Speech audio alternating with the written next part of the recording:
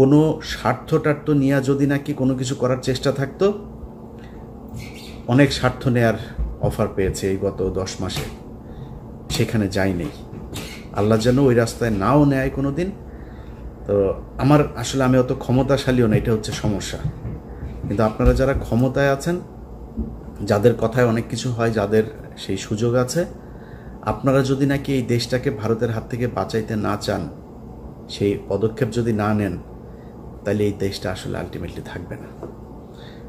আমাদের রাজনীতিবিদ, আমরা দেখছি কয়েকজন রাজনীতিবিদের যে অবস্থা, বিশেষ করে সালাউদ্দিন যেভাবে উঠে পড়ে লেগেছে, এটা খুবই সন্দেহজনক। আরেকজন আছে গয়েশ্বরচন্দ্র রায়, 500 টাকার মাল। এই মাল আজ থেকে 3 বছর আগে আমার পরিচিত এক বিএনপি নেতা, সে বলছিল যে ভাই বিকাশে টাকা চায়, রিক্সা ভাড়া নাকি তার নাই। এই ধরনের মাল, এগুলোর তো রয়ের তো ধরেন টাকা কোটির নিচে দেয় না। যা বলবে, ও যদি বলে রয়ের বলে 5 এটা দেও, 5 এটা দিবে। এই ধরনের লোকজন হইতে আল্লাহ যেন এই দেশকে রক্ষা করে। বিশেষ করে বিএনপি জামাত এই মুহূর্তে দেশের সবচেয়ে বড় দল, তাদেরকে যেন রক্ষা করে। সচিবালয়ের দোষরা আছে, তারা সরান। পুলিশের কারা কারা আছে তাদেরকে সরান। আপনারা হত্যা মামলার আসামি পুলিশের যারা ছিল, অনেককে আপনারা চাকরিতে গোপনে গোপনে চাকরিতে জয়েন করাচ্ছেন। আমরা এগুলি তো চেয়েছি, তাই না? আপনাদের খারাপ কিছু তো চাইনি, দেশের বিরুদ্ধে তো যাইনি। এখন এটা চাওয়ার কারণে আমরা নাকি বিশৃঙ্খলা তৈরি করলাম।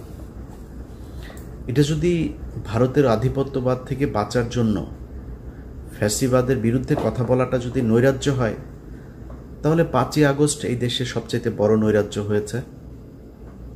সেই নৈরাজ্যের মাধ্যমে আপনি ক্ষমতায় এসেছেন। অনেক উপদেষ্টার মুখ থেকে শুনেছি যে মপতন্ত্র বন্ধ করতে হবে। এই যৌক্তিক আন্দোলনকে আপনি যেদিন মপতন্ত্র উল্লেখ করে তারপরে তার বিরুদ্ধে অবস্থান নিয়েছেন, সেদিনে আপনার পুরো সরকারটাই মপতন্ত্রের ফসল হিসাবে মানুষের কাছে উপস্থাপিত হয়েছে। আপনি আর দাঁড়াইতে পারেন নাই, পারবেনও না। এই সরকার এই মুহূর্তে, ইউনূসের যে সরকার, একটা ভঙ্গুর একটা সরকার। যেই শক্তি আমরা মনে করেছিলাম, সেই শক্তি আর এই সরকারের নাই। চাইলেও কিছু করতে পারেন, কোনো কিছুই। ন্যূনতম সংস্কারেও যদি বিএনপি জামায়াত বলে যে আমরা চাই না, আপনার সেই ক্ষমতা নাই, আপনি এটা করবেন। কেন হলো এরকম? আমাদের যৌক্তিক দাবিগুলোকে আপনারা মব হিসাবে করেছেন। করতে হবে কেন? আমরা যে দাবিগুলো করেছি 5 তারিখের পরে, সেই দাবির জন্য মানুষকে মাঠে নামতে হবে কেন?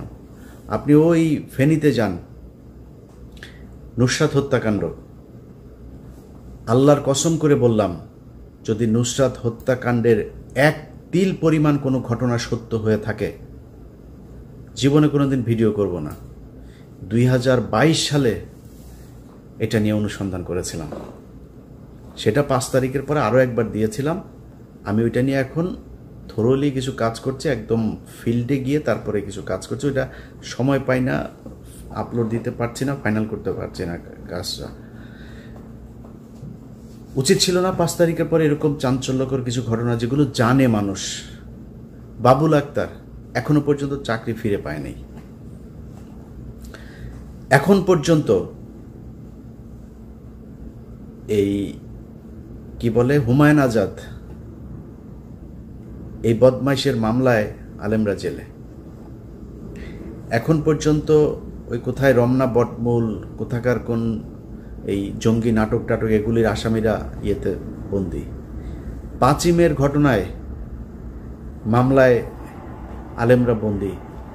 বিএনপি জামাতের ছেলে পেলে এখন পর্যন্ত জেলখানায় বন্দি। কেন? এটার জন্য আন্দোলন করতে হবে? এটার জন্য আবার বিক্ষোভ করতে হবে, যমুনা ঘেরাও করতে হবে? কেন করেন নাই? অনেক কিছু তো করতে পারেন। আপনারা নুসরাতকে কয়েক ঘন্টার ব্যবধানে জেল থেকে ছেড়ে দিতে পারেন। আপনারা মুন্নি শাহরে ধরার পরে 5 হত্যা মামলার আসামি মুসলেখা নিয়ে ছেড়ে দিতে পারেন। মানে এটা কি খেলা নাকি? যা মনে চায়, যেমন মনে চায় আপনার মন মতো করে আপনি চালাবেন, আর ওইভাবেই মানুষ হা করে দেখবে। আমরা এই 10 মাস যে ছোটোখাটো করেছে, যারা আমাদেরকে মনে করেছে আমরা এই সরকারের বিরুদ্ধে কাজ করেছি, এই গত এক সপ্তাহে আমরা প্রমাণ করেছি যে যারা আমাদেরকে বলতো আমরা নৈরাজ্য তৈরি করতে চেয়েছি তারাই ইউনূসের বিরুদ্ধে অবস্থান নিয়েছে। যদি ন্যূনতম, ভাই আমি নির্বাচনের বিরোধীও না, বিএনপির বিরোধীও না, জামাতের বিরোধীও না, আমি চাই নির্বাচিত একটা সরকার। আমি কালকে নির্বাচন হলে আমি কালকেই খুশি। কিছু সংস্কার হওয়ার দরকার ছিল। কেউ যদি মনে করে যে আমরা সংস্কার চাই না, তাইলে আবার মনে করেন 2006 সালের মতো অবস্থা আসলো, মনে করেন বিএনপি আবার ক্ষমতায় আসবে, 5 বছর পরে শেষ হবে, বিএনপি নির্বাচন দেবে কিভাবে? বিএনপি যদি একজনকে সিইসি করে সেটা জামাত ইসলাম মানবে না, আপনি মানাবেন কিভাবে? সংকট আবার আসবে, তাহলে সেই সংকটের জন্য আপনি করলেন কি?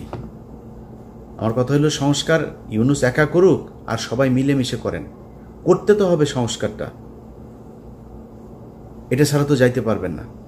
নির্বাচন আমিও চাই, বিএনপির মতো আমিও চাই, নির্বাচন নিয়ে আমার কোনো সমস্যা নেই, কিন্তু এই সরকারের যে কাজগুলো, যেটা তাদের ঘাড়ে দায়িত্ব দেওয়া হয়েছে, সেই দায়িত্বগুলো তাদের শেষ করতে হবে।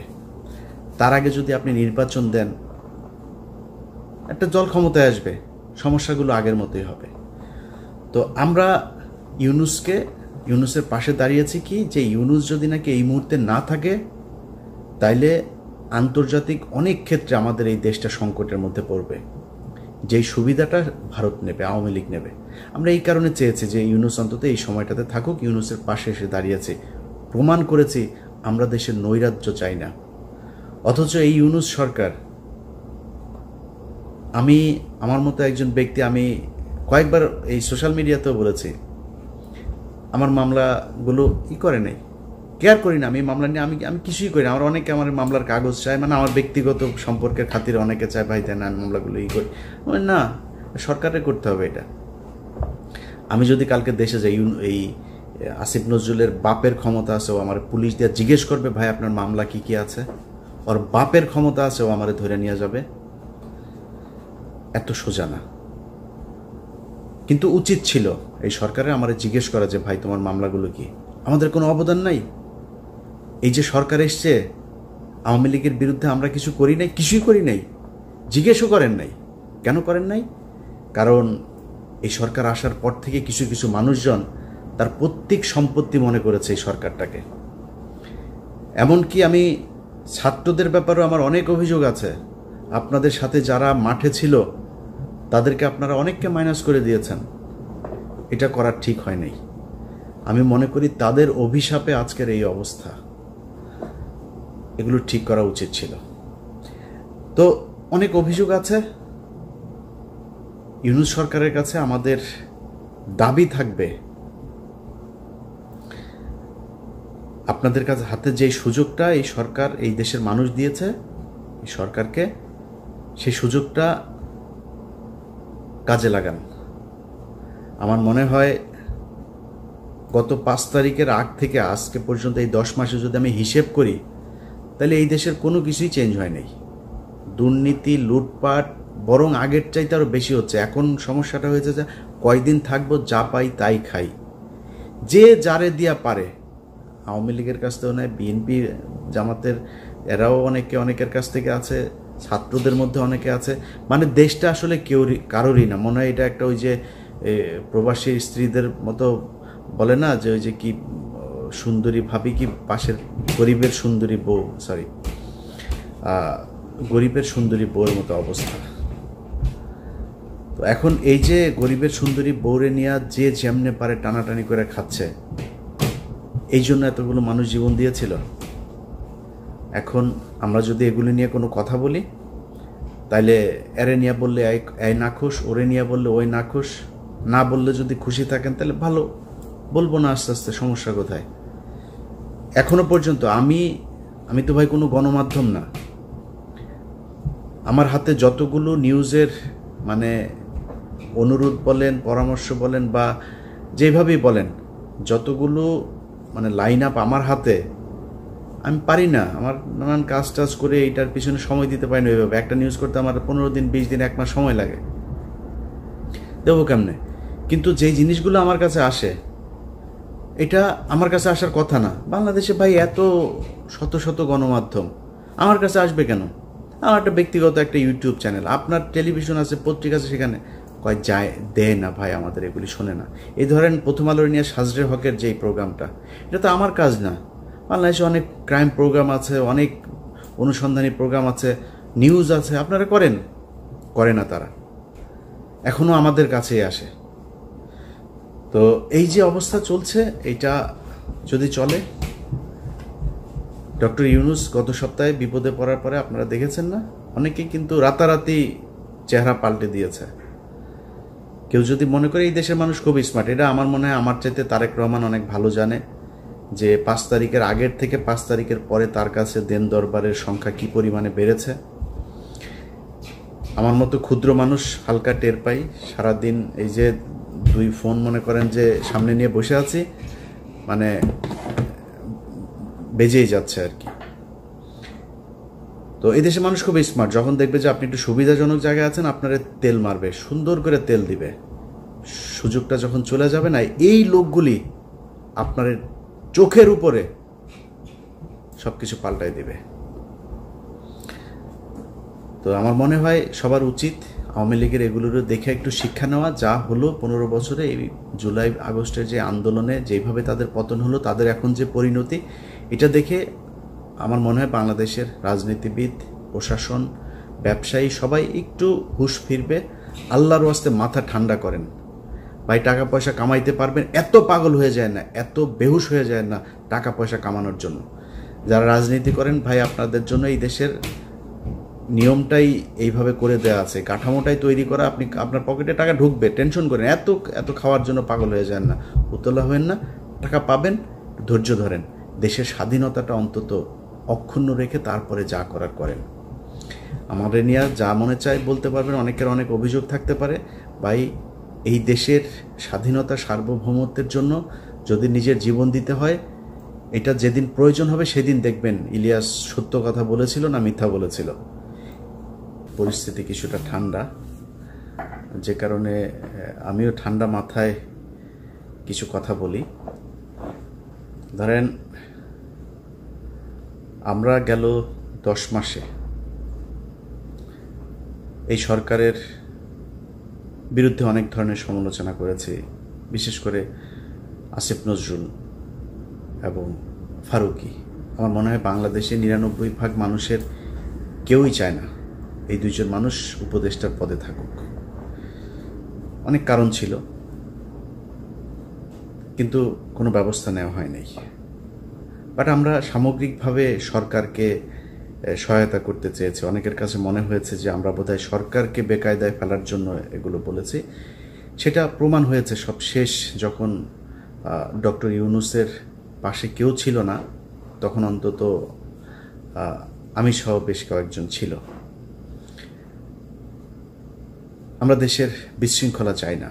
অনেক মানুষ, গতকালকে ভিপি নূর একটা বক্তব্য দিয়েছেন, সেখানে তিনি বলেছেন যে আমরা বাইরে বসে থেকে কিছু ইউটিউবার, ফেসবুকাররা নাকি দেশে নৈরাজ্য তৈরি করতে চাই। দেখেন, আমরা কি চেয়েছি গেল 10 মাসে? আমাদের যে দাবিগুলো ছিল, কি আমার উপদেষ্টা বানান এটা চেয়েছিলাম? আমার একটা কাজ দেন, অমুক ইয়ের জন্য টেন্ডার করেন, এগুলো না তো। আমরা চেয়েছি এই দেশে ভারতীয় যে আধিপত্য সেটা বন্ধ হোক। সন্তোষ, প্রথম আলোতে টিপু সুলতান, মতি, মাহফুজ, এরা সরব এই যে চক্র, যারা কিনা বাংলাদেশকে মিথ্যা জঙ্গি তকমা দেওয়ার জন্য 21শে আগস্ট থেকে শুরু করে রমনা, বটমূল সহ বিভিন্ন জায়গাতে এই যে নাটক সাজিয়ে বাংলাদেশের মুসলমানদেরকে সারা পৃথিবীর কাছে সন্ত্রাসী হিসাবে উপস্থাপন করেছে, এগুলোর বিচার চেয়েছি। এগুলোর বিচার চাইতে যাওয়ার কারণে আপনারা নিরীহ মানুষের উপরে সেনাবাহিনী, পুলিশ সম্মিলিতভাবে আপনারা করেছেন, হামলা করেছেন। আমরা এরকম চিত্র দেখতে চাইনি।